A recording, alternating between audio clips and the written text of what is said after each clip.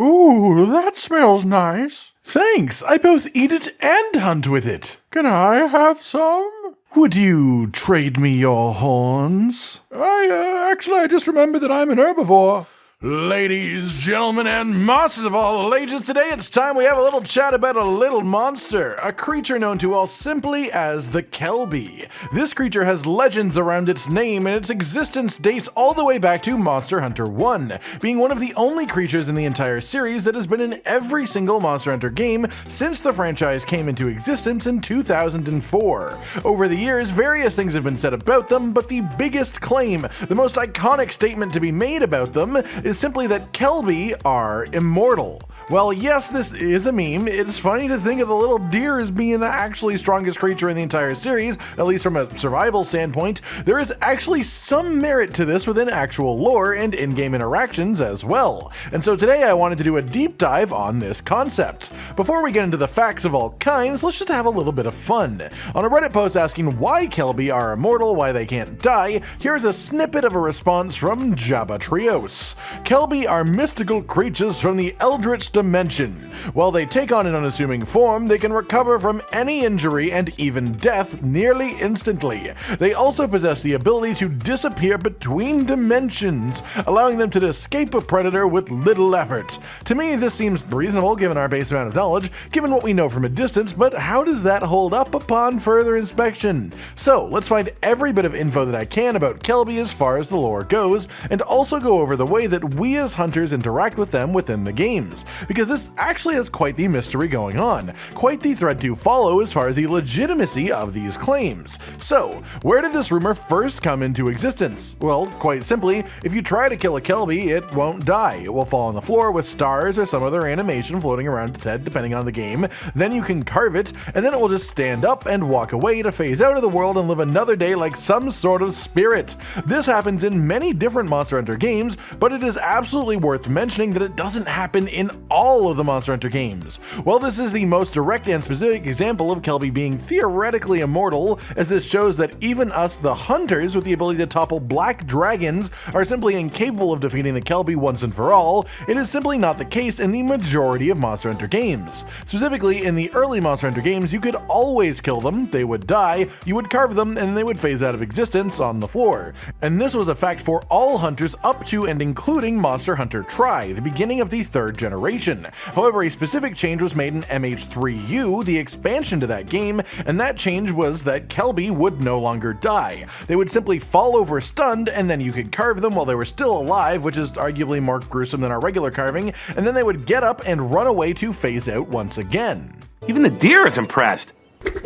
The most interesting part about that, though, is according to the wiki itself and some claims from hunters that I've seen, this change was only actually made to North American and European versions of the Monster Hunter games. In the original versions, the Japanese versions, Kelbi have always been able to die, and so once again, the plot thickens. At least according to in-game reactions, Kelbi have actually been incredibly killable, for all hunters until the third generation, and then still in the Japanese version since then, with only a certain section of hunters becoming unable to kill the Kelbi. Is this a result of the hunters in these locations playing by different rules, or can we count these specific Kelbis as like a unique subspecies native to North American and European Monster Hunter with unique abilities, even though those aren't actually places within the games themselves? Well, we'll come back to that question later. We have much more to discuss first. For example, the fact that people seem to have just completely missed the fact that this was changed back again in Monster Hunter World. My first Monster Hunter game was World, and all I heard people talk about with Kelbi was that they were immortal beings since the moment I started playing. And while yes, you could stun a Kelbi in World, making it drop its horns and then it would get back up and leave the zone, you could actually also just straight up kill it too. In World, they would die. They would lay there on the floor lifeless, and then you could carve them, after which they would just fade away without standing up again. This, to me, is a monster death, undeniably so. That said, the specific word immortal is what has always been used to describe them by anyone who talks about it this way, which brings up another point. Immortal as a word does not mean invulnerable or invincible. Immortal means that you would not succumb to a natural death, that you would never die if you were left alone for eternity. Intervention with a large metal death stick, however, may produce different results, which is what hunters do. So let's dive more into that concept instead. First up, let's talk about the different kinds of Kelbi. In the first few games and the recent modern games, there are just two kinds. The smaller ones with a blue hue are the female of the species, and then the larger ones with more of a green hue are the males. However, specifically in Monster Hunter Rise, which was the final game before changes came into effect how killable they were, there were actually 4 types of Kelbi. The two that we've already mentioned, a larger blue Kelbi and an absolutely massive green Kelbi. This is the only footage I can find of said massive Kelbi. It truly is miraculously large, and it was often referred to by players as the Kelbidrome as a result. It wasn't a large monster, it didn't do anything particularly unique from other Kelbis as far as its actual behavior, it just was gigantic and was a Kelbi. This in itself is actually quite interesting, as it's unusual for an individual of a species to outgrow its limits to such a degree. It isn't just a slightly bigger Kelbi, it is an absolutely heckin' chonk of a Kelbi. How did it get this way and why? More questions to add on to this mystery. Plot thickens. With that said, let's start looking into their in-game descriptions, what was attributed to them and notes from the developers themselves. In the second generation, they were just herbivorous, deer-like monsters valued for their horns. They tend to run away at the first hint of danger. They are also hunted for their meat, which is chewy but flavorful. In Monster Hunter Rise, they had the same description, but in the expansion 3U, this description changed. Again, it is important to remind you here that 3U was the turning point. This is when Kelbi stopped being killable in certain versions of the game. The description here was changed to small herbivores known for their gentle demeanor, as well as the medicinal properties of their horns. Those wishing to harvest a horn should stun the Kelbi with strike attacks, then sever the appendage while the animal is still alive. Note how it specifically recommends doing this while it is alive. A hunter going by the name Magnet Head claims that there is somewhere in the lore that specifically says, starting in Try, that the quality of Kelbi horns degrade rapidly from the moment the Kelbi dies, which, if true, would explain the wording in this description quite handily. This monster description once again remained unchanged until Monster Hunter World, where Kelbi were once again killable for everyone. The description here stayed mostly the same, but instead of saying to use blunt weapons and keep them alive, it simply says you should aim for the head if you want their horns, which is obviously true. Then of course we have the descriptions of the materials that Kelbi can drop, of what you can carve from them for even more lore. Of course you can carve raw meat from them, that's nothing special, it doesn't really give you anything unique. You can also carve the warm pelt, which is originally just called the Kelbi pelt. It gives no real hints, just saying it's mostly used for regular clothing. Then we have the white liver, which is specifically an account item, meaning that it doesn't go to your item box, it automatically trades in for points at the end of a quest. This doesn't have any hints in its description, but it's quite interesting that their livers are white, an unusual color for this organ for sure. Then finally is the big one, the one that you all know to be the most important, the Kelbi horn. The description itself is well and fit for forging. Kelbi horns are a vital component of many items. In earlier games, they were also known to cure stomach aches and things like that, and I find this quite interesting, as at least as far as the items that we hunters can craft, these actually only have one main use, making ancient potions. Yes, the item literally called ancient potions. There are multiple ways to craft ancient potions, but the one item that is consistent between the different ways is the Kelbi horn itself. You just cannot make this item without Kelbi horns. As far as their actual effect, they raise your maximum health and stamina to the maximum limits, an extreme regenerative power that also raises your capabilities in the first place, all coming from a single part of a creature who grows them themselves. Finally, I have two last pieces of evidence to submit before coming to a proper conclusion on this subject.